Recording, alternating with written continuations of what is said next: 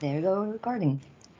Hello, people. Today, Fanny Anzai interviews. I'm your host, Fanny Anzai, and today we have Robbie the Fire Bernstein, king of the caucs, libertarian comedian, host of Part of the Problem with Dave Smith, who he also does stand-up comedy shows in United States called the Summer Porch Tour, and YouTube channel, Instagram videos, live streams, Run Your Mouth, and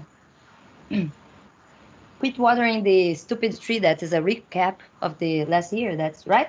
Thank you so much for coming, Robbie, and please introduce yourself if I forgot something. Or No, absolutely. Thanks for having me. And I didn't realize I had done so much with my time. So it's nice when people actually list every independent thing. I feel like I've done something. oh yeah, really good job. I'm a big fan of you and Dave. Follow you guys on Part of Problem and have had the chance of checking your content and had my laughs all by myself here and sharing to my friends and and followers here. Uh, Let me ask you, tell us, where do you fall politically in the political compass? Okay, I mean, I'm pretty comfortable saying I'm libertarian. If I had one philosophy, it would just be government's dumb. Let's have less of it. I don't know that I get all the way more nuanced than that, but more than anything, I don't like debt. Like that's really kind of my big issue. I don't really understand government spending. I'm not a big fan of government debt. From there, you can get a little bit more nuanced and start arguing on details. But I would say if you really had to sum it down to one thing, government's dumb. Let's have less of it. What does less of it mean? I don't know. Whatever you're thinking, I'm probably thinking less. That's a good one.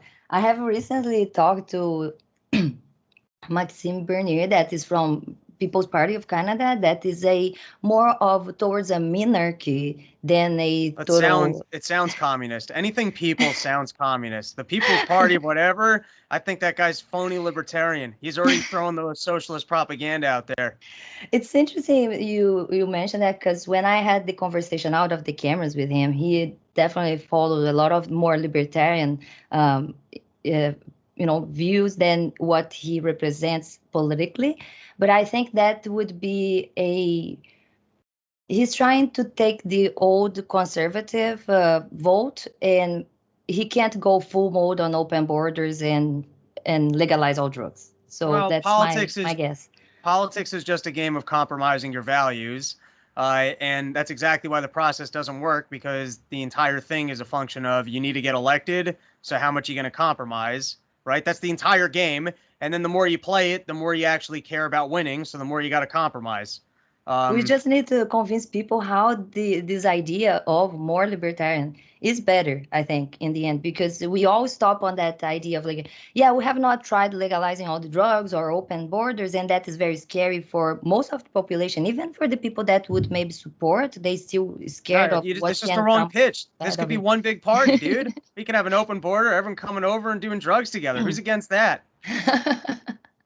Yeah, I have been talking to a lot of libertarians as well, like Adam Kokesh, and then here Tim Moying, and I definitely agree with the open borders and the legalizing of drugs. I think Rand Paul has the best answer for the legalization when people like, but if you legalize, tomorrow everybody's gonna just start, using crack cocaine and heroin. And he's like, okay, raise your hand. Who is the first one? Like, who are these people that tomorrow legalize and you guys are trying all this shit? Because the answer is like, no, people. If that My was hand might true, go up. I mean, I agree with Ron Paul on this, but my hand might go up. If there was the legal heroin store across the street with safe just government to heroin, try. I might be the guy who's like, I think I could try it once, and I don't know where it would go from there. But dude, if there was safe legal heroin and crack, maybe once a year. I totally agree with you. No, I have tried the crack and I was like, Have you okay, this really? is too good Wait, and wait, I'm not gonna do it again. Yeah. and you're a doctor. Where the hell did you try crack?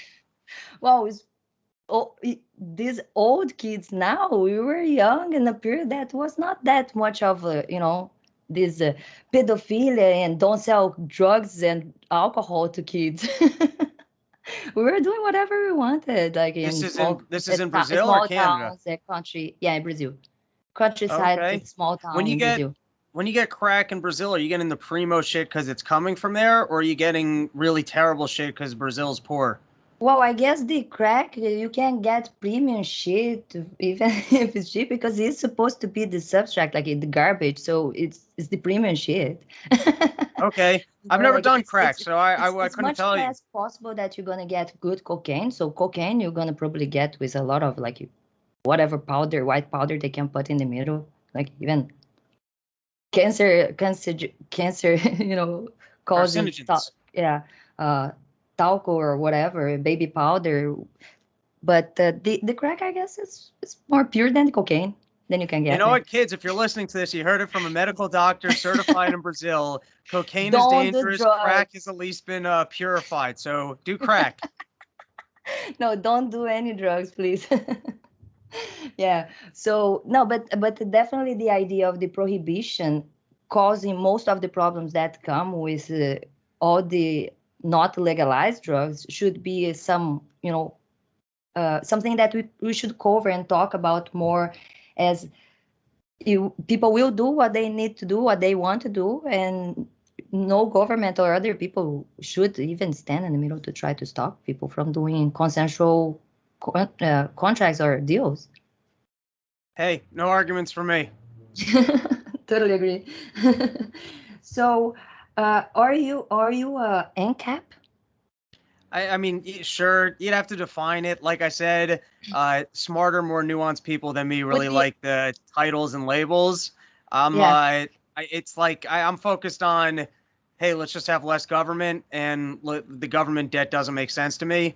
As you start getting into the more nuanced Or territory, you investing your money in another type of coin, like Bitcoin or yeah, something? yeah, dude. If you name any three letters, and I probably own that crypto. So yes, I own Bitcoin, and I'm really stupid, so I buy it like lottery tickets. If I just see a fancy little picture and three letters, I'm like, yeah, screw it. I'll put some money in that. My dollars aren't worth anything anyways. That's going to zero. So let's buy this ticket over here. That is awesome. Yeah, I was watching you in the Tank podcast, and I don't even remember doing that. Whose I podcast is that? it's a year ago, and it was Okay. pretty good. You guys talk about cancel culture and some energy, and I think I didn't pay much attention on the last subject. I think it was banning and You prohibition. actually take notes when you listen to podcasts. There's no quizzes on it. It's not med school. I No, promise not you. You at can just all. listen and enjoy. No, actually, I like watching most of the things, just arguing with the TV. But when I'm about to interview or talk to someone, I like to take some notes just to know like where we're gonna go with this. And I actually agreed very much when you guys talking about the climate change, mainly on your point that I think not many people pointed out or on how horrible was uh, the psychological abuse on the condition of Greta Thunberg, because everybody just used as like the face of the movement as a shield because nobody would attack a kid that has problems, but also everybody just applauding and milking more of that situation that when is a kid in Well, suffering and she's already has a basal condition that is vulnerable to be abused that Well, way. it's hilariously stupid to go, hey, let's go with the less perspective. This is the most important issue that faces humanity. And so to convey how important this thing is, and we know that like people are going to object to it, we're going to put up this kid. What a bunch of fucking you know what I mean? Can you imagine if you showed up to like any negotiation in the world and you're like, well, we're gonna put this kid in there. The other side has to see through it and go, okay, you guys are being a bunch of assholes by putting a kid here. This is on you. We need to have an adult conversation. And if this kid can't take the criticism, why are you putting a kid here? Like, what are you doing? And this goes back to it was actually one of my favorite jokes. I should figure out how to rehash it, but there was this went way back. They were criticizing Trump for an incident at the border, and they had this picture of a kid who was crying like over a plate of cookies, and like they were trying to say that Trump was. I don't even remember what the claim was. Now, first, what's funny about that is like, all right, are we really going to make policy decisions around pictures of crying kids? It's like go into anyone's home when some parent tells their kid they can't have dessert, and there's going to be a crying kid. Like a crying kid is not an indicator of how we should dictate public policy. Kids cry. And then it turned out that picture that they took had absolutely nothing to do with the border. So the point is, if you both want to like step forward and say, hey, there's a very, like, if you're government, right, you guys are supposed to be the adults in the room based on your theory, right? And so if you're saying this is the most important issue and it's something we really need to have a conversation about, or here's why it's important, it probably shouldn't be conveyed through kids. And certainly, I forget talking about that, but I do seem to remember the story about like mental illness or something along those lines. So then, yes, it's cruel. It's cruel to take a kid with mental illness and put them on the world stage, and then to get them more feared about something that, by the way, is just socialism. That's all it is. It's literally just socialism. The more you start to understand the way that these companies are working, the way government works, they're just looking for centralized control for their own corporate interests. They hate growth. They hate poor people. They're literally advocating for policies that will lead to widespread death, and yet they're on the side of good. It's a facade. Sorry, I rant. Yeah, no, that's totally fine. Global warming, and I hate that one. Totally I hated that one more until COVID came around, and they realized that it was a better and more tangible enemy. No, I'm not kidding, because global warming is like, people don't really want to make trade-offs for some fictional enemy that might exist down the line. It's kind of the same way people aren't interested in debt.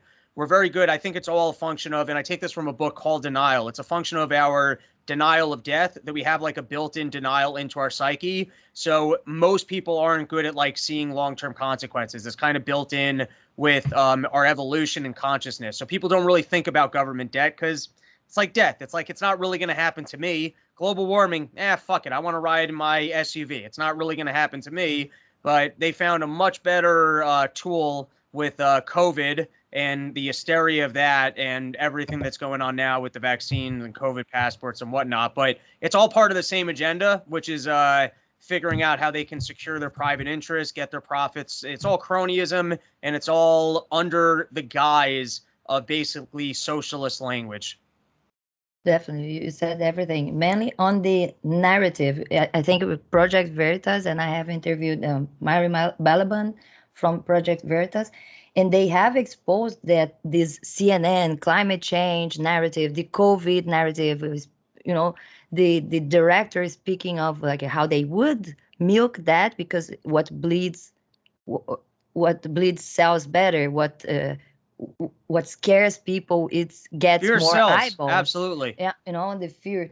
And I think it happens the same thing on this manipulation on what the government want people to, how they want people to live, what they want people to believe, what are the fears they want to put into people's mind. And in the same, interesting enough, in the same podcast, you guys were talking about energy, and it's something that me and my husband, we were always talking about this, the nuclear power, how would be a solution for the entire discussion, on climate change, but then it stops on another boogeyman, that is the nuclear power for the general population. Is they want to scare people with that too. I think the nuclear power thing, and this is just wild-ass speculation and full transparency, I've invested my money in uranium mines because I do believe in this. I think the nuclear power story is actually going to change for two reasons. One, my conspiracy brain sees Elon Musk, Bill Gates, and the other billionaires talking about it. And those people, in my opinion, are in the know. And so I think I think the wheels kind of turned. And I think partly why the wheels kind of turned is every technology. I mean, you look at anything, look at like my cell phone versus telephone landlines 30 years ago. The fact that Chernobyl happened, 30 years ago, 40 years ago, I'm not even sure, is not an indicator of what nuclear technology would look like now. To speak to that point, and by the way, this is also wild pulling out of my ass speculation, our most important technology, which is nuclear submarines, I believe runs off of nuclear power, which are like the small plants that can go like for 100 years or whatever. Like our nuclear submarines that are like, there's 3 of them that we could blow up the entire world 9 times over. I don't think those ever surface to refuel. They might surface, but they don't surface to refuel. I'm pretty sure they got nuclear engines on them. So our military has the technology for small contained nuclear power. Like, so it exists, just for some reason we're not using it. You see what I'm saying? So it's like, and now they're already starting to talk about like the smaller reactors, which can't break down, and nuclear fuel. I mean, this stuff's so above my pay grade. I'm just better at kind of looking at the bullshit and what doesn't make sense. If you're concerned with carbon, nuclear is carbon free. And also technology gets better over time, especially if you live in a free market where there's incentives for creative development. So if you were really concerned with carbon, right? You would invest in nuclear. And also, I will venture to guess that if that market was a free market, we would be at a stage now with nuclear technology where there wasn't these breakdowns, which has, I mean, there was one incident here at Indian Point Island, but I was just reading about it in the book Capitalism that like nothing really came of it. Like there wasn't even a single, I think, like injury or cancer rate, but I'd have to double check on that. Anyways, I'm ranting once again. To speak to nuclear, if you're concerned with carbon, nuclear is carbon free and technology gets better. I would venture to guess that the nuclear technology today, if we had been using it for the last 30, 40 years, would be really, really, really good.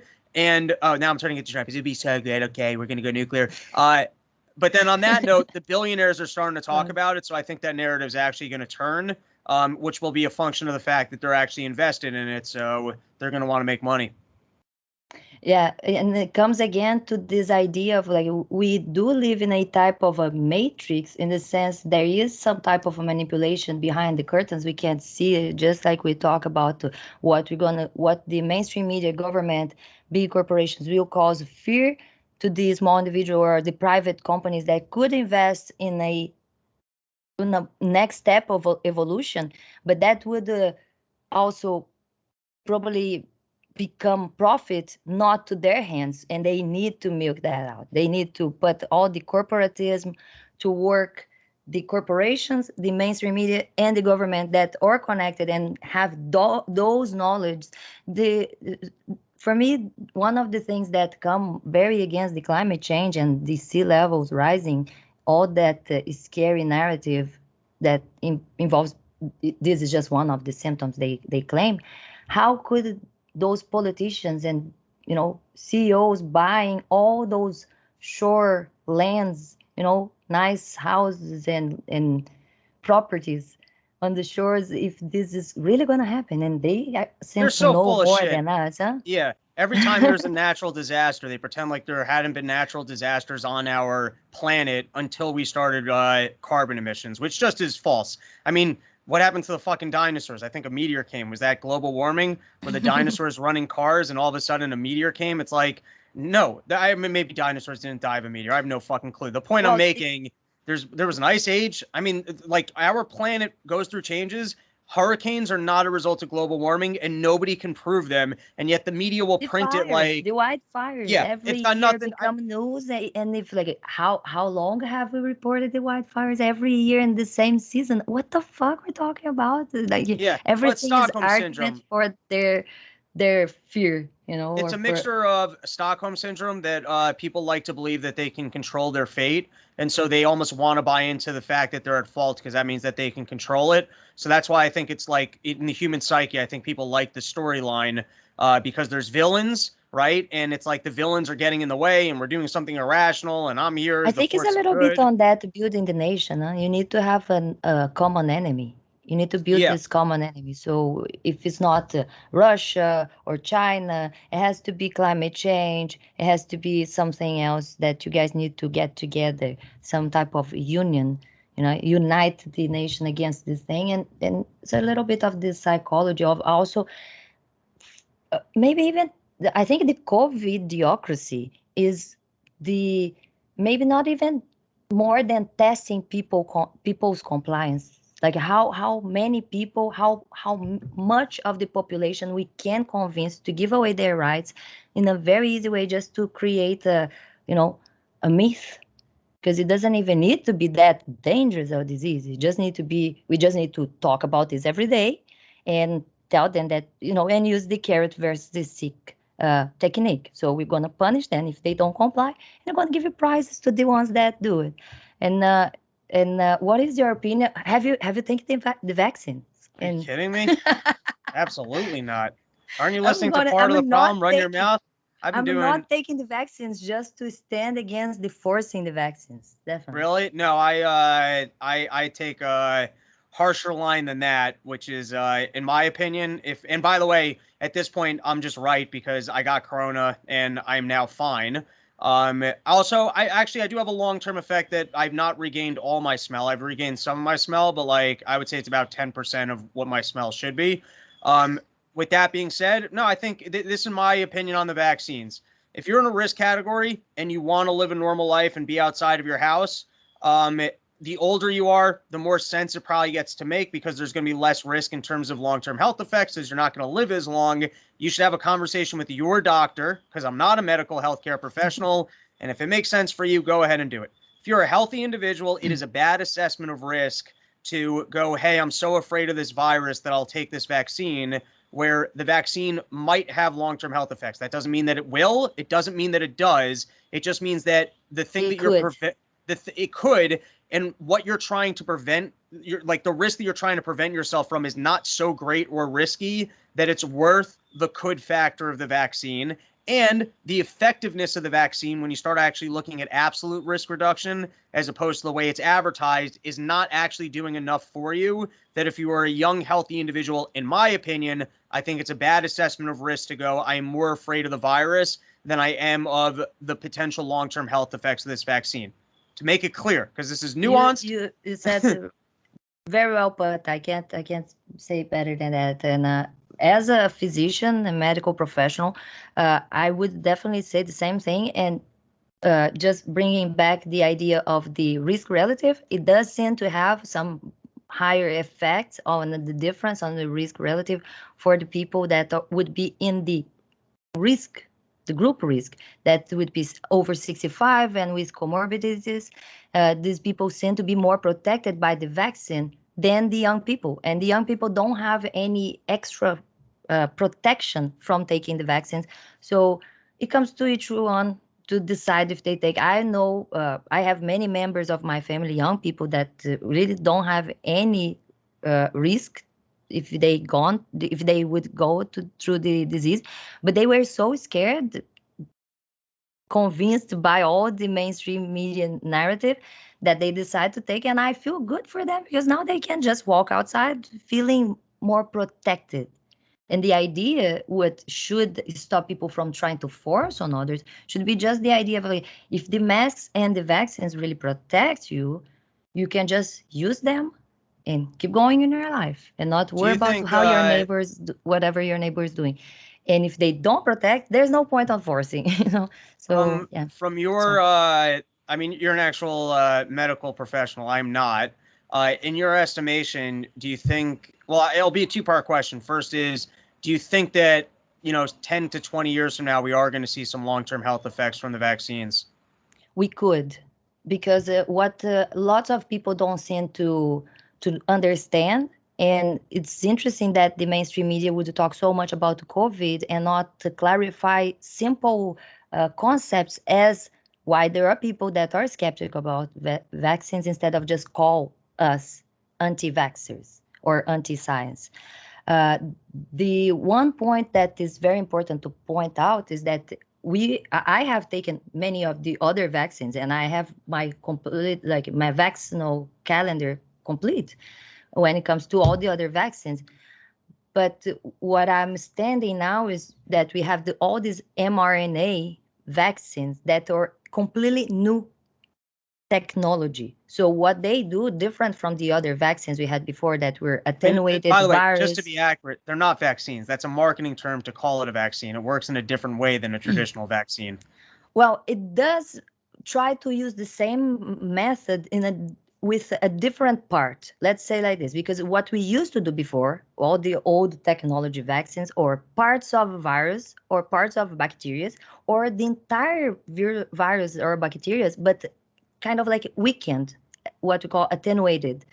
And then we take those parts or those weak viruses and bacteria and inject people, so our organism will understand, our body understands that, oh, there is a sign of something strange foreigner, and it seems to be that virus or that other thing, that naturally we would build those protections. So now comes our body to build those antibodies that later we're going to talk again.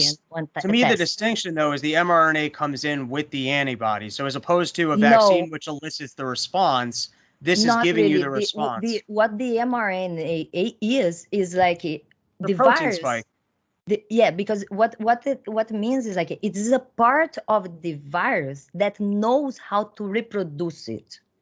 That is the important thing, because viruses are not considered alive or dead outside of our body, because they don't reproduce, don't eat by themselves or anything. So they are inactive in nature. They got to get into our bodies, and they use their genetic code to produce the proteins to make other samples. That's how they reproduce. What we are doing with those mRNA vaccines is giving the one of those messengers, like the letter with the recipe, to the body. So the body just needs to take that and make more of it. But what happens is that for many people, many patients receiving those vaccines, we're having a spike of a protein that is the worst part of the virus. As we would be like, look, we have this entire virus, and this is like the core poison, is where the poison is, and we kind of like giving that to people, and that's what causing a lot of trouble. Of course, there are like natural autoimmune conditions that can be triggered by any other type of vaccines, and those are going to be included on the side effects. But what is happening in the case of the COVID vaccines is not only that we're having a lot of side effects that are not being reported because they don't want to raise attention and fear into people to take the vaccines. And we don't know what those recipes given straight to the organism can really cause in 20 years. So it's fine at 65 years old to get the vaccine, and in 20 years they get a cancer at the 85. That because we would not even think the vaccines were the cause, because they are old and it's about to get cancer anyways.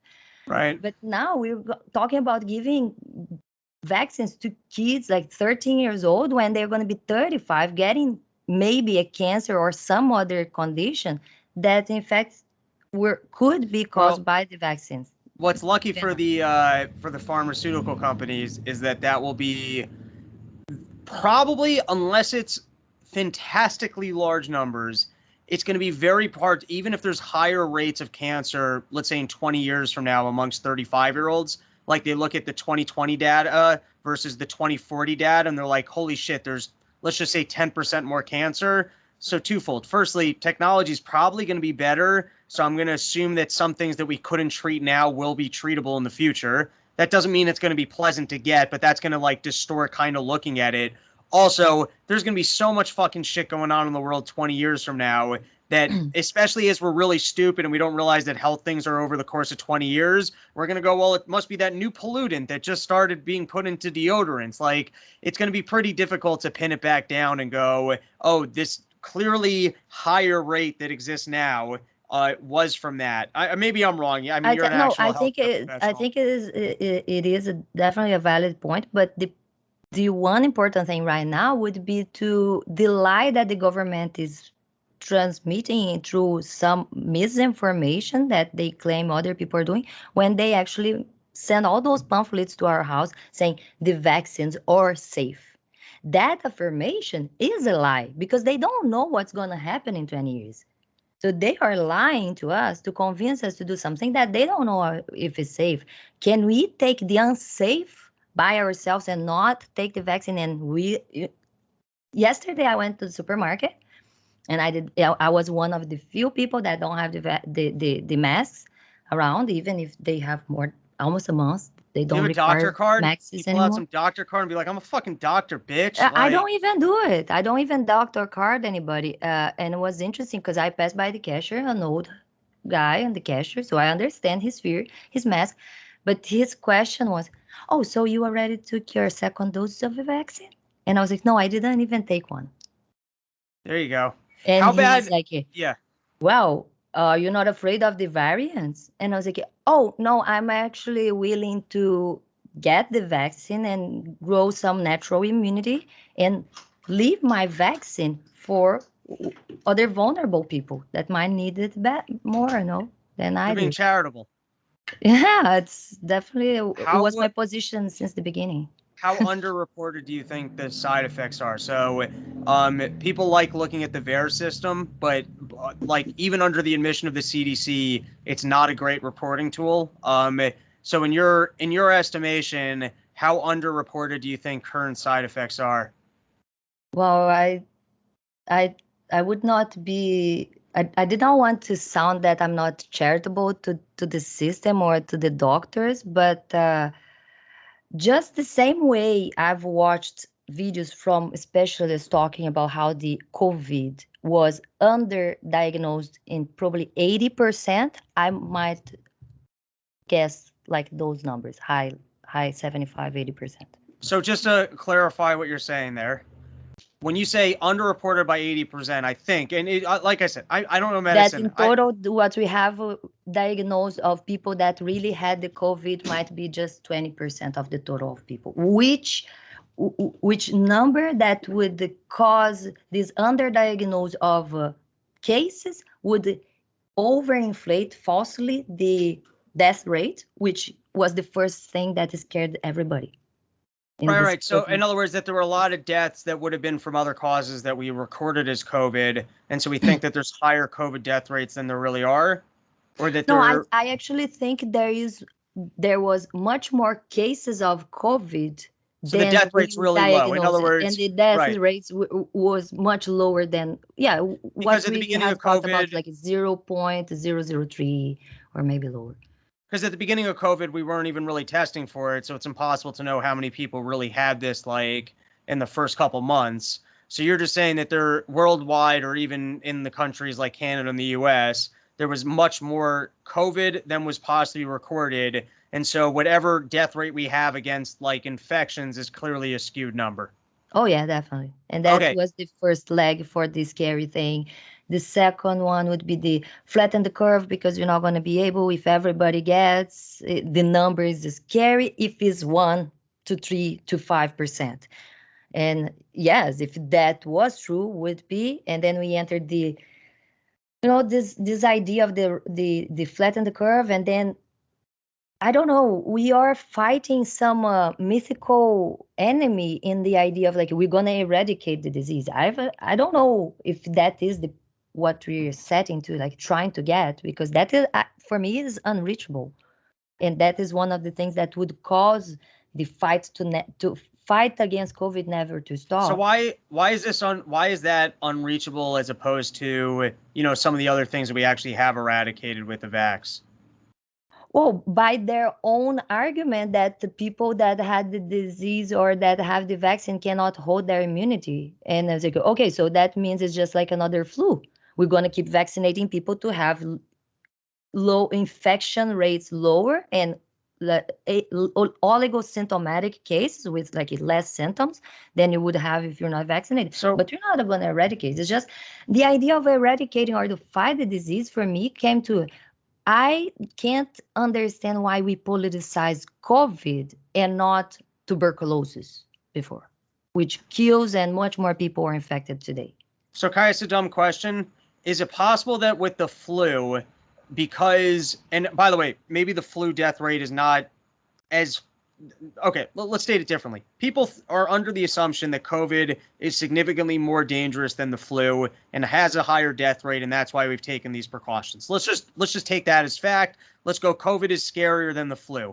As a result of it being scarier, could you be in a place where you have more vaccination compliance and potentially less variants because it's a new disease, that it actually is something that we can stop, whereas with the flu, it's been around longer, there's more variants and less people get the shot, so that's a fight that can't possibly be won, versus COVID, less variants, more compliance, potentially you could actually win it. Well, I'm very skeptic about the idea of the variants and the shots specific, because if you noticed, the COVID, the disease itself, the virus, was around for much longer without having any vaccines and didn't suffer any mutation until we start vaccinating, and then the variants came around. So there are professionals in health. If you hear the former president of CDC himself is talking about how the vaccination mandating, not only mandating, but vaccinating during the pandemic period would be one of the biggest mistakes and would have caused the variants. Because just like we use in medicine antibiotics for bacteria, we try to not overuse or use in the wrong time when they are not really necessary. So we don't select the worst of them. and create this super resistant bacteria. Oh, so What we in your estimation, the widespread vaccination use might actually lead to more powerful variants because essentially we're self-selecting that only the most powerful variants will be able to survive because they're going to be the only ones who can find new hosts. it would be the hypothesis for sure. We see the idea that for example, you mentioned why we're not eradicating flu if we already vaccinate everybody pretty much. And the point is because it suffers mutation. But even for flu, we try to vaccinate everybody before the season because we know it's more seasonal than anything. It doesn't matter if everybody gets vaccinated or not. It's that period of the year that you have. And we try to vaccinate them before. Now, you vaccinate people during a pandemic, you definitely selecting the virus in the environment. And is the virus itself, the new virus, more dangerous than the other? I would not tell you that I'm more scared of the new virus than the others. Right, but are you scared that future variations could be like significantly worse and that it might be a result of the vaccines? It could be, definitely could be. No, All right, but it's definitely not something like people. For me, the idea of the vaccines is that the vaccines are definitely like more protective, the same way that it's better you put a cloth on your face or a mask, even if it's not protective. The point is, should we force this on other people? We shouldn't, because they are not really effective the way they are portraying. The one thing is because they are not being completely honest. They should be saying, like, look, this seems to be more protective, but also could cause you these problems that we don't even know. And when it comes to the narrative, the propaganda, or the forcing, thing coming from up down from the government and even through schools. My daughter goes to daycare and now she came back one day with a COVID virus drawn. I was like, what? You're just 4. Like, was it a good drawing? Did she at least get it right? Good. It was pretty good. I kept it. It was really neat. Spikes and everything. COVID, yeah. She made it pink. It's her favorite color, so I can't blame her. Okay, guys, one more COVID question. Is there any possibility, and I never get to talk to doctors. This is great. I love this. Go ahead. Is there any possibility that the mRNA vaccine can actually like make people reliant and perhaps like weaken their natural immunity? Or is that just me being like ridiculous? No, I would not claim that. I think it would not change the person's immunity. But one thing I'm very like curious to understand, because I don't want to be forced to vaccine. I believe I have had COVID, and I'm willing to take tests to prove that I have the antibodies, the natural antibodies from having the COVID, before they force me to vaccinate. And I heard that would not be an exit. That would not be an option. Ridiculous. Which just is ridiculous. Like, wait a minute. So why you would even force me to vaccinate if I'm going to get less immunity than the natural? So the one thing that is right to say, maybe that would be a little bit of the answer, is not that the vaccine will weaken your immunity against COVID, but is that the immunity from the vaccine is weaker than the natural immunity, for sure. Got it. And then I've also heard, and this might just be another thing I'm pulling out of my butt. I get a lot of information out of there. I start a newspaper. They said that people who have gotten COVID are more at risk from side effects if they then get the vaccine. Is there any truth to that? Well, then it comes to what is those side effects, because I've heard from friends that had the disease that they felt very weeks after. But I would not claim that is COVID only, because if you had dengue fever, that's another type of virus that gives you a lot of fever and debilitates you, your state, your general state. You feel really sleepy and tired, and headaches, excruciating headaches, and you would feel the same way. So what people claim to be the side effects, mainly when it comes to who are the people that had the worst symptoms would come to people that already have an advanced age or comorbidities. And I'm not sure you can draw the line from those side effects or those long-term effects would be from their basal comorbidity or from the COVID. Okay, fair enough. End up coming like a little bit of COVID. I wanted really much to talk about that. Sorry, I took over. No, totally fine. You have interviews on your channel too. I've seen that. Huh? You talk to people about other things? You mean on the show? Yeah, Run your mouth. show. Occasionally, I definitely like solo rant the first half, and then as I can track down experts on like particular topics, I do like to do that. You know, maybe on a future COVID episode, we can have you on. You can give us some of the medical knowledge. I've been doing a deep dive into the COVID misinformation, mainly to just try and showcase the data the way that I can understand it and just pose, here's why I can show that they're lying. Because then that becomes very similar to the global warming story where it's like, I can see that they're lying and that they're looking for some sort of centralized control. Now, can I fill in every detail for you? No, but I'm just trying to like showcase the story that it's very clear that they're lying and they're looking for something else than our safety. So the most recent episode was I had a guy who owns a lab. Oh man, I wish I remembered the name of his company. This is mean to me that I don't remember his name, but he was a brilliant dude. He used to work for like the Harvard Medical Journals, and we were going through we were going through different pieces of health data. And one of the things he pointed out that was very interesting is that if you just look at overall death rates, particularly in each like age category. I watched that conversation, Steve. Yeah. He's the man. So one of the things he pointed out was like, if you look at, for example, we know that flu deaths were down last year. So off the bat, we can estimate that some of the COVID deaths were really flu deaths or people that probably were going to die of the flu. But then if you start looking at heart disease and you start looking at every other thing that people normally die of in every age bracket, we probably took a little bit from all of those things.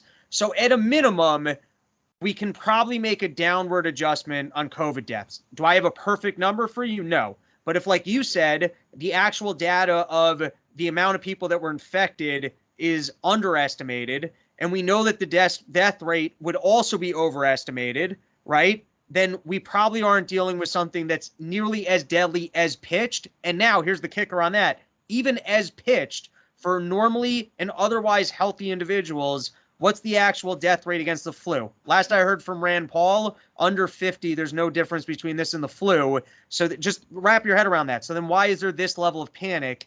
It cannot be because of our health. It can't be. There's something else that they're working towards. My hypothesis: centralized control, selling you vaccines, health passports, all sorts of things that would help the rich and powerful. But it's not because of some great epidemic and risk to all of our health. Yeah, definitely. You said everything.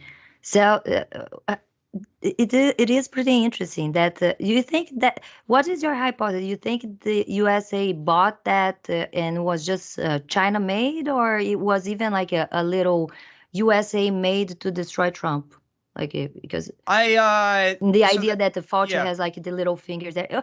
The biggest question: how can Fauci still be there? Like, it's crazy. How is he that untouchable? All of the health ministers everywhere have, been kicked 2-3 times. Many guys passed by the position, and the one that seems to be involved with the, with the gaining of function. Oh no, should not use that. What is the term? You made a good, funny video about how he's a liar, and I like that. I think it's hard to say that the CIA is so smart that they went to China, that they decided, hey, let's work together with the CCP. Let's create this thing. Let's release it. I don't know that people are like, not that there aren't certain individuals who are that evil or that these like governments aren't capable of that. I don't go that far to say, hey, I think that this is intentful. I do think people do see opportunity and they hop on it. And so what I would venture to guess is like, here's more the way I would put it. These companies are working on mRNA vaccines and they see that there's huge profit potential because now they can, let's even just say, cure the common cold. And so they're starting to like almost figure out like, okay, well, one, how do we get this to market past the FDA? And two, how do we make this something that people need to take annually, right? And how do we make people more afraid of like things like the flu that they weren't that afraid of? In other words, they're profit-seeking individuals and they're trying to figure out how do we get this thing. I think what you can more have is like you kind of have a perfect house of cards kind of coming together. Like they're trying to get rid of Trump and it's like, oh, we can create this pandemic. Like this is going to help us. And then all of a sudden the news stations, you've got this guy Fauci who's making Trump look like an asshole. So they put a lot of weight behind him. At the same time, the pharmaceutical companies who Fauci's always kind of had a relationship with go, oh, this is our opportunity to get these things to market. And then all of a sudden you're in this environment where like, I honestly believe, and I don't have the evidence on this, I really think over time we're going to find out that Fauci is like what Dick Cheney was to the military industrial complex. Like, I think that they're like in a similar, you know what I mean? Like we know the revolving door that exists in finance. Like everyone kind of points to the revolving door of finance and like the way that people go from Goldman Sachs to working in the treasury and giving themselves bailouts. And like people who are either more intelligent or more conspiracy based will look at the Fed and say, no, that's just the big banks. And that's they're in the government to make sure that everything's in their favor. I think over time, and I don't have all the evidence on this, it's just what I think. I think Fauci is that for like the big pharmaceutical companies. But what we had happen here is that a lot of things just came together at the same exact time where the media wants to get rid of Trump. They want to make Trump look bad. And so all of a sudden Fauci becomes like the television person who's like kryptonite for Trump. And it looks great. The pandemic looks great for getting rid of Trump. Maybe the Democrats also are like, oh, here's our opportunity to have more mail-in voting, either for fraudulent reasons or either just because they know that more of their demographic will vote by mail. And so they want to make that more available. And then at the same time, pharmaceutical companies are like, okay, well, I got to get this thing passed. And then all of a sudden you're like, you know what I mean? Like all of a sudden then everyone's kind of gotten in with Fauci. So until the evidence comes out that he's certifiably doing something horrible, that they have to throw him under the bus, they kind of can't because at this point it hurts their own credibility. Now, like I said, I'm talking out loud here and I'm giving you what I think is the picture. I love it. This is anyone's guess. I think the entire after the virus was released, even if it was not intentional, because it could be just like you said, everybody is developing whatever, doing their gaining of function of the virus for good intentions, for good reasons, trying to fix and save lives and cure disease. And the same way they are doing the developing vaccines. And it could be just an accident that the virus leaked, from contaminating someone there and then contaminating other people. And it's a cascade that is easy to happen. But the idea of like, we got all the lies, all the emails and everything, and he's still there is something kind of like, it breaks a little bit of the fabric of reality of like, absolutely, if you make a rational analysis. And definitely the COVID, intentional or not, made and released, was what harmed the election, the economy, and probably got Biden elected. Or else I think Trump would have made a great government all the way to the end and be reelected with like no problem. Yeah. That if it was not all those possible frauds too. But I'm not going to take much more of your time. Before we finish, I really would like to talk a little bit on this idea of like not minarchy or anarchy, but the idea of the drugs. I think we said pretty much like that. Take some crack. We made it clear. Medical expert. Don't take drugs, but it's not the government they want to tell you what to take and from who to take, because I think the one problem that people might be facing in the future, for example, in Brazil with legalizing weed, marijuana, is that they now want to legalize just partially, just medicinal, or tell you which company. And they already sold, the lobbyists already convinced the government who is the only one company that is regulated to sell marijuana in the entire country, nationwide. And for me, it's like, no, the government should not be there to tell you to not take drugs. And if they let you take drugs, they should not be the ones to give the tickets to whoever is going to sell the best weed or whatever drug you're going to take and tell you who to take from. Because that is when it comes, it's the source of all the problems. The government being involved in the economics and putting their money and their companies all together. Yeah, absolutely. They're figuring out how to make sure that if they legalize a market, that they've already made it a not free market, so that mom and pops and individuals can get good products and make a dollar. And then the product, look what they did in Canada. It's legalized, but it's extremely expensive. It's ridiculous. It's they're stealing from people.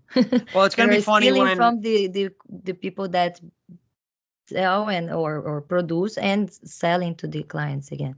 So you pay 3-4 times the price. it'll be funny in the U.S. when all of a sudden, like the Ultra group that makes Marlboro is the only people with the weed contract, and it's like the only people that we can trust with our health are the ones that have been giving everyone lung cancer. But that's the protectionist racket. Who do That's the you way it think is works. gonna legalize weed in United States or the Uh, entire country? Do you think I Biden's still gonna, oh or when no, Trump comes back? no, but I wouldn't be surprised if it's whoever's next, unless somehow the conservatives manage to get some really bad data of something bad happening with kids because of weed legalization. But I would I venture think to it's guess that hard we're to do headed that with towards. the Colorado case and in other places. I'm going to venture to guess that we're headed towards legalization. Probably whoever's next. It's going to have to be a young person. You know what I mean? Like old people still just lived in the world of this being highly illegal and bad for you. I think if you get some 30 or 40-year-olds, as your next president, like DeSantis won't because he's still a little bit too much of a hardline Republican justice, military enforcement type dude. But I don't know. I feel like a young Democrat, whoever, or who knows? Anyone's guess. You smoke a That's lot of weed, though, right? I do. Good for you. Doctor's orders. It's pretty good. Well, now here in Canada, they are pushing the doctors to prescribe CBD, but because here is like doctors are luxury scribbles. They just like prescribe whatever the government tells them what to do. So now they have produced after 3-4 years. We're going to the fourth year after legalizing weed, and have produced so much CBD and not THC but CBD products, substracts, and sold all the weed they could and THC products. And now they have a stock that I think they need to get rid of. So prescribe weed for or CBD oil for pretty much anything. you know Wow. It's that much of a racket. They're just like, shit, we've got too much CBD. Go prescribe it. yeah, you need to get rid of all this talk. uh Last thing, borders. What are Okay. your thoughts about borders? How do we fix this? Open borders. Yeah. So my opinion is it's twofold. One, if you've got social benefits, you can't have open borders. Those two things are mutually Totally exclusive. You agree. got to make your decisions. I find, in my opinion, human beings are a form of capital. And so if you have totally free and open borders, it really forces, if there are governments, for them to start working more like corporations and to actually be offering good goods and services in order to have people there that want to live there and pay taxes. So globally, the more open borders that we have, the freer the world that we would live in would be, because governments would be forced to have freer policies, because freer policies are where you're going to have economic growth, and that's where people are going to want to live. And so just over time, like if you really understand free markets, you're most successful. Like start looking at governments as if they're companies. And if you can just have the freedom to go anywhere, whatever area is freest will have the most economic growth, will have the best healthcare, will be the funnest place to live. More and more people will want to move there. And so as more and more people want to move there, people are going to have freer policies in order to attract those people back. And over time, it's like a free market. It's like if one person comes in and figures out how to get you hamburgers for $1 and they're actually quality hamburgers, you're just going to change the cost of burgers worldwide. It would be the same thing where all of a sudden taxes, incentives. Okay. So that's just globally, if you kind of understand freedom, we'd be better served with like open borders. With that being said, I'm a big fan of freedom of association. So let's just say, I know this is going to sound crazy and offensive. Let's say Texas decided, hey, we're a racist state. Now, I don't think on that large of a level, I think you would have more microscopic levels of a community being like, and I don't have a problem. Like if you're a Muslim community and you're like, we want to be all Muslims here, great, cool. If that's the way you want to, I grew up amongst Jews. If you're a Hasidic community and you're like, we want to have our Hasidic community here, it's great. What it comes down to is more like it's more if you leave your area, you're going to have freedom. You know what I mean? It's like, so on a global level, you know, countries having these walls and borders, I think gets in the way of freedom. If you're going to have social benefits, you can't just have people showing up. On a more micro community level, I'm a big fan of freedom association. Like, to the extent that I think, you know, if you're a church community, you should be able to institute no whores and no, you know, no drugs. That's fine. Like, everyone should be allowed to live in like the little worlds that they want to. It's the fact that we've Yeah, got, have their private yes, place. Yeah. yeah. Yeah. Everybody, it's the problem that we've got this like federal government. So we've got this idea of one big thing, and everyone's supposed to fall into the one big thing. Like, it really doesn't have to be that way. It's like the Amish are living a very different life to me. If they really enjoy it, they can do it all day. And guess what? If they're not liking it or they want to explore the other thing, they get to leave. Like, you know what I mean? And then they can go do the next But thing. there But is a question now that yeah, would be like, where is this place that we are really free from the government? Because we don't it doesn't really exist. have No, it that doesn't. You know freedom, why you it doesn't know? exist? You gotta look at it this way. Governments, as much as we don't get along with North Korea, right? We get along on one thing. I'm telling you, we get along on one thing, Yeah. which is we don't want someone establishing a tax-free government. It's like they're all playing on the same team where you're going to have to live somewhere and pay somebody. It's mafia that way. So it's like there is no one area that gets to. By the way, this is what Janet Yellen just did with the taxes, with the corporate tax rate, where they were like going to implement a minimum, which Ireland, I think, was going to be one of the holdouts for. But anyways, the reason being they're trying to like monopolize and go, listen, we don't want to compete with each other. We're the U.S. I can't be having a higher tax policy thing, just move to you. So I need you guys all to play ball, right? And that's just like one example. But there's this crazy story about these people, and I don't know like the totalness of the story. These people, like 100 miles out of Thailand, tried just creating like a floating nothing outside of Thailand to declare their own country, and Thailand pulled them back in and I think threw them in jail. Now, why does Thailand care about people 100 miles off their? I'm telling you, every government's in this game where it's like you're going to have to pay your tax dollars somewhere. It doesn't have to be here. You can move to another country, but they're all in the game of tax dollars. You know what I mean? So that's something that they're all going to protect. Yeah. Yeah. It is sad in that way, but it is true. Because I've always had this trouble with all these separatist movements on like people should not be forced to be into anywhere or groups they don't want. If you should have this freedom to have your private space, so you buy your house, you have your temple, your church, whatever, where you should be allowed to do your stuff. And I defend very much when it comes to the COVID discussion here in Canada with the pastors that have been arrested for having their masses, their rituals. I'm very against even being an atheist kind of activist. I still defend their religious freedom to do whatever they want, and I'm more of a libertarian when it comes to this discussion as individual freedom than any other thing, You know what? over that. So What's interesting about becoming a libertarian is you suddenly have a new lens of that freedom is an asset. Like, people almost don't understand that there's a tangible thing that they enjoy in their life, and that if they're not aware of the fact or try and defend its existence, it will be taken from them. And they're going to turn around like, you know, the frog in a boiling thing of water that all of a sudden is dead, but they don't realize. So you and I are people that are educated to the concept of liberty and freedom. We start to understand like freedom is awesome. And it's not just awesome. It comes with all sorts of tangible benefits, which, one, I get to choose how I want to live my life. I get to enjoy things. And also there's economic growth, which is a whole nother side to it. But I'm just saying the big thing is like you and I are aware of like this tangible thing. Like, dude, it's like when I was more religious of the like Jewish religion, there was this like, I mean, the English translation for the word would be commandments and keeping commandments. And like, it was almost described that each time you kept commandments, it's like you're building currency for the next world. Because like, I'm telling you, it's like this world, it's an illusion. It's all about keeping those commandments and getting those commandment points, which means like like if you're living that lifestyle, you're aware of a tangible good that means nothing to other people. It's like you and I, right, could say the same blessing, or like I could eat an apple and say a blessing over it. I just got my points. You have no idea that there's some sort of point system I'm playing a game. I'm telling you, freedom's like the same way that people who are not educated to the importance of it, like they don't even see it. It's like, you know what I mean? They don't even have the totally lens. true. It is very interesting that you point that out because in we navigating online with a lot of people that or posers that they know things and everything, and they stand for freedom and this. So I come to this free speech podcast Discord. They are more conservative, and as soon as I start posting, sharing my videos and stuff, someone comes out to say, "Hey, don't watch. She is the whore from OnlyFans." I was like, "What?"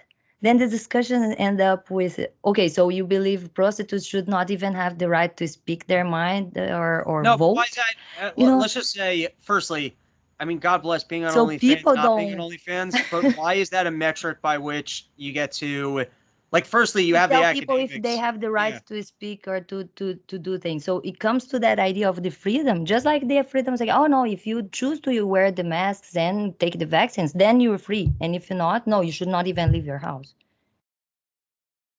But I had that it is recently. all about uh, categorizing people with things that would probably just take their even their individual rights or personal rights. I had recently, I was having a conversation with a really, really intelligent dude, and he said some fascinating things to me. I learned a lot from the conversation, so I don't want to be dismissive of his point of view. But I was talking to a black dude about what's called about the concept of white privilege.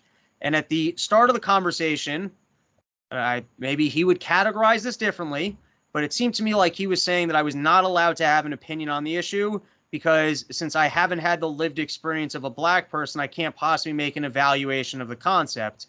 And I rejected that, and I said, well, that sounds offensive to my intelligence. Like, why is it that I'm not able to make, like, if something is true, right? If something's tangibly true in the world, so then even if it shouldn't require a lived experience. If it's a function of a lived experience, then it could be something that's false in your mind. Like, for example, if you have low self-esteem and you decide I can't accomplish something, right? So it could be that's not true. You could have accomplished it. So yes, it's true to you that you didn't. That doesn't mean it's a truth within the fabric of the universe that it couldn't have been done. It's not like a deducible rule like gravity. Like, yes, if it's going to the NBA, you probably couldn't have done that, right?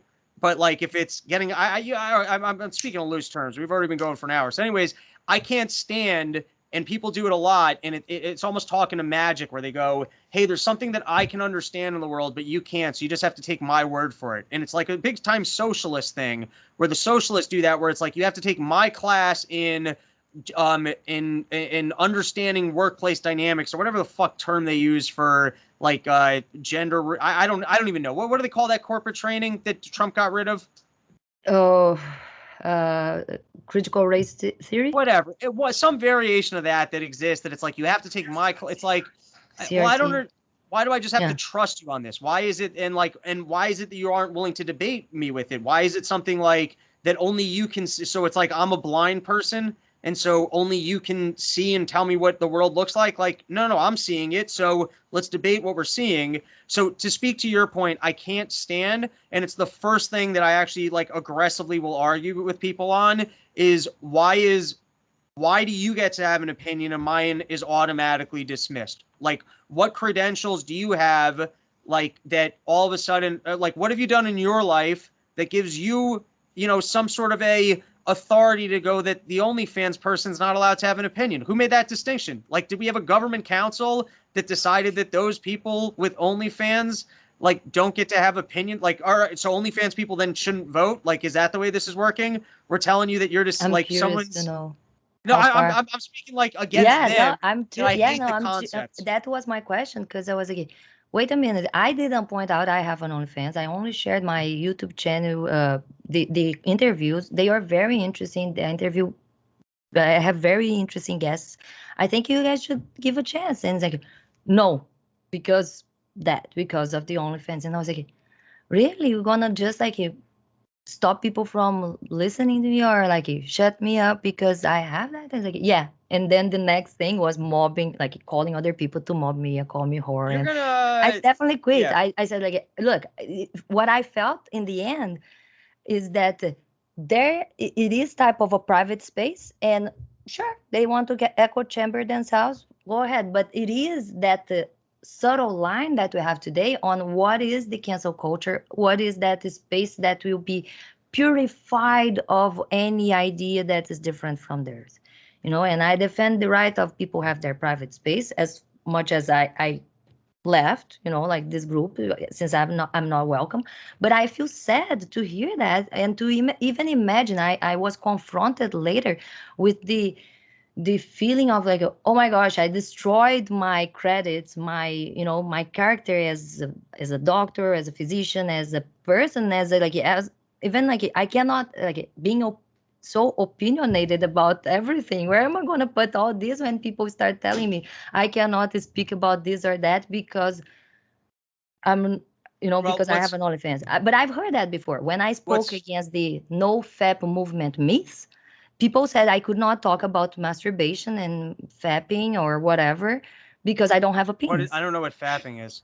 Fapping is the way to call masturbation for men, like an onomatopoeia, you know. We just talking about jerking Fapping. off? I Yeah, mean, yeah. I'm a filthy comic. I'm not one of these Christians that's offended over OnlyFans. So people are Are telling you you? you're not allowed to have a conversation about jerking off. Yeah, no, they said because years ago was one of the first videos I made on my YouTube channel. Was I faced this entire uh, big campaign against masturbation on Facebook, Okay. telling guys in between, yeah, don't do or grow or hair is gonna grow in your palm to you're gonna have low testosterone and not fuck anybody else, ever. Okay. And I was like, this is not true, neither of those things.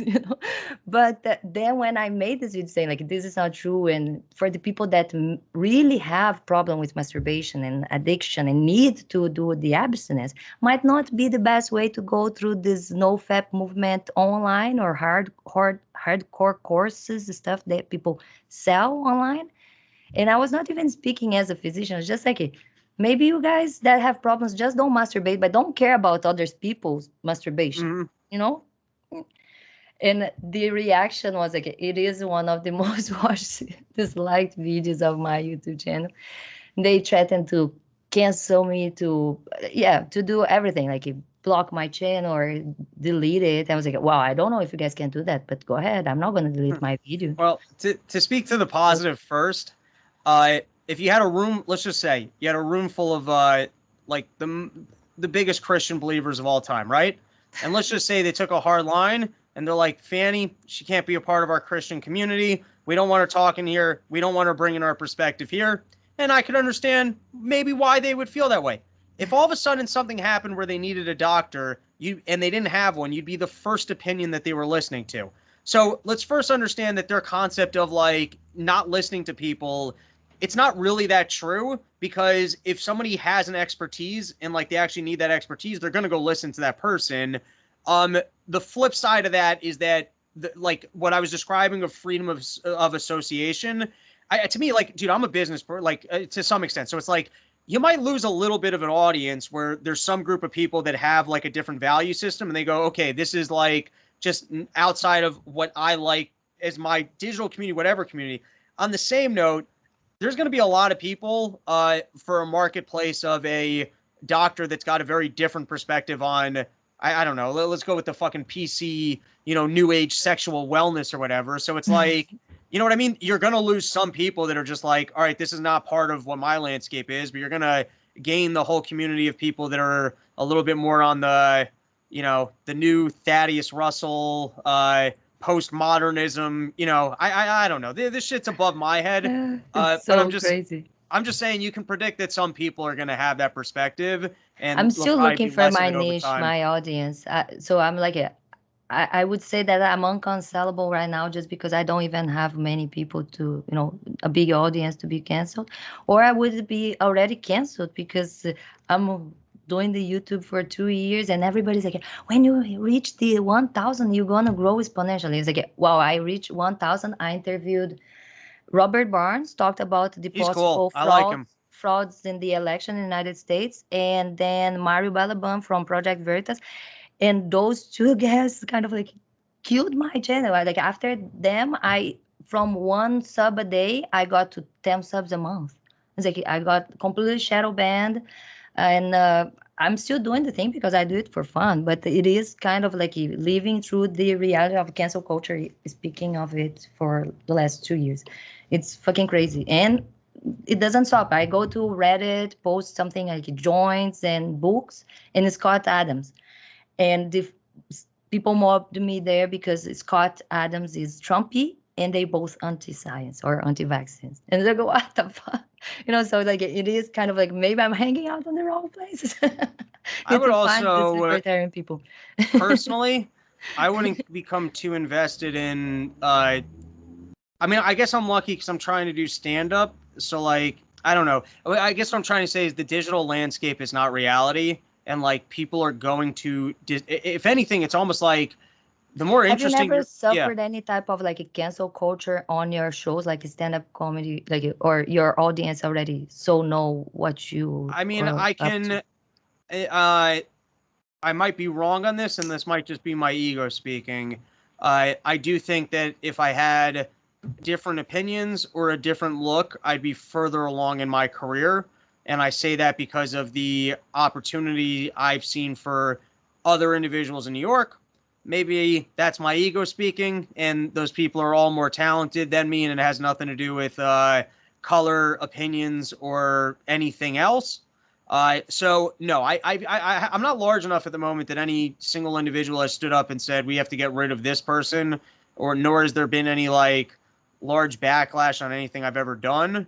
But I do think that like, I mean, I can't tell you because Yeah, but I at have, least yeah. nothing that I have come to your knowledge, because I've once, right in the beginning of my channel, when I was really talking to Peter Boghossian, James Listen, and talking about cancel culture, trying to create some golden bridge in between people that have completely opposite opinions instead of this cancel culture. I interviewed someone in the skeptical community, and he's a comedian, and he got fired from a comedy club because of some comedy he threw there, like a rape comedy or like rape joke, or So funny stuff, like, the good stuff. in my point with him is like, I don't think there is such a inappropriate topic for comedy. That is why it's comedy. You it's the only last leg of we can talk about pretty much everything, all these sensitive topics. And he took it completely different. He's like, oh no, I think if people get offended, and we'll try to really go there and get you somehow. And I was like, but that's such a proportional, appropriate response to a comedy show or a joke that you don't like. You get up and go home. You don't come to watch this comedian anymore. Not try to get him fired there or even to his normal job. That is what cancel culture is when people try to really stop others from listening. So I think in that sense, what I have experienced in Discord or even online, it is much more of this. What makes me fear and afraid of like to really go out and make jokes, because I would end up making all the offensive jokes. Like I'm really like that. So, but that is it. Thank you very much for coming. I will stop recording here. People, check out Robbie the Fire Bernstein. How can people follow you, check your stuff, go to your shows? Are you gonna do like, is that just USA? Is that any idea of doing internationally, like, or at least Canada, perhaps? We'll have to see. Hopefully 2022, me and Dave are going to put more dates on the books, including flying gigs. There's no reason not to do probably Toronto at least, but come out to Rochester. We're going to be doing, how far are you from Rochester? That's probably not too far. Oh, I don't know. Where is that? Rochester's not terribly far from Buffalo. It's pretty up north, New York State. Oh no, I'm in Vancouver. Yeah. Oh yeah, Vancouver. So I don't know. Next time we're in Seattle or something like that. But yes, that's right. Let me yeah. know. I'll definitely try to go over the border if they let us do it. Hopefully Passports. lining up more stuff. Robbie the Fire on all platforms. And this was a pleasure. Thank you so much. People, check out his content and see you guys next video. Bye bye. Stop recording here.